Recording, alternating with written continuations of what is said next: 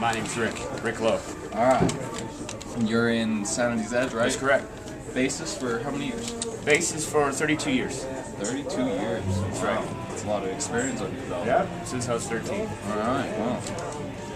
All right. So, first question is, well, what made you get into this? Get into playing bass guitar? Yeah. What's I started playing electric guitar when I was about 12, and it just wasn't my gig. And I traded my very first little guitar and amplifier for my very first bass guitar, and I've been playing ever since. What was the first guitar you had? The very first guitar I had was a Charvel Jackson. Yeah, it was all white, 4-string, and then I had, believe it or not, a little small Gorilla amplifier, a little small itty bitty can amplifier, and then I just now I've got 4 guitars and 3 amplifiers and about 15 different pedals, and just love slapping the bass. No, I can't disagree with you there. What's touring and recording like? Is there any like stresses on it? Absolutely. I mean, you need to have some sort of product to pitch, something to show off.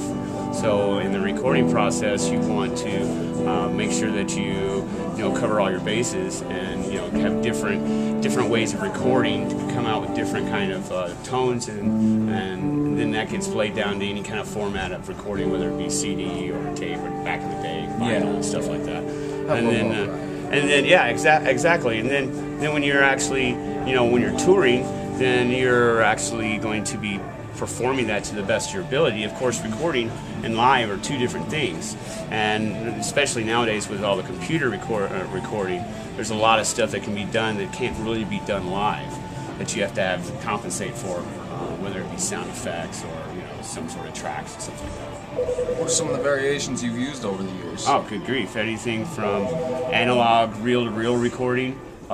When in the old days, there were studios. You'd go and you'd spend $35 to $150 an hour to have someone record your stuff. And nowadays, it's all done on computers, so that's kind of changed the whole format. Now, individual bands and individual people can actually take the reins a little bit more themselves and actually have their own home recording, and then take that recording to someone and have them final it or master it down. And then it's all a matter of just cutting out and pressing CDs and getting the artwork done, and then pushing it and selling that in T-shirts at your shows. All right, and about your shows, how is it when you're up there in front of the crowd, doing your thing? It's fantastic. It's great. Yeah.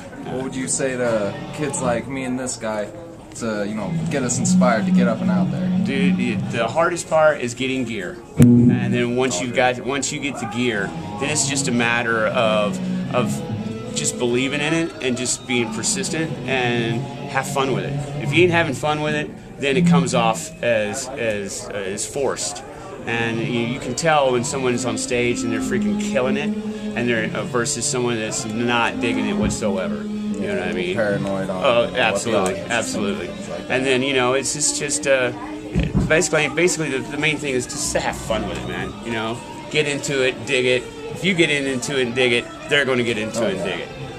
All right, and after this 35 years, are you still in love with it? Is Absolutely. Your career your passion? That's what I do, man. It's between jamming with Sandy's Edge and working for Guitar Center for as long as I have, I get a huge kick out of turning kids on to getting them started. I've sold guitars to kids that are like 8 or 9 years old, and over the last 14 years, just watched them grow up, and they're just freaking little badass guitar players now. So there's a lot to be said about sharing and turning that over and keeping the passion alive with the generation nowadays.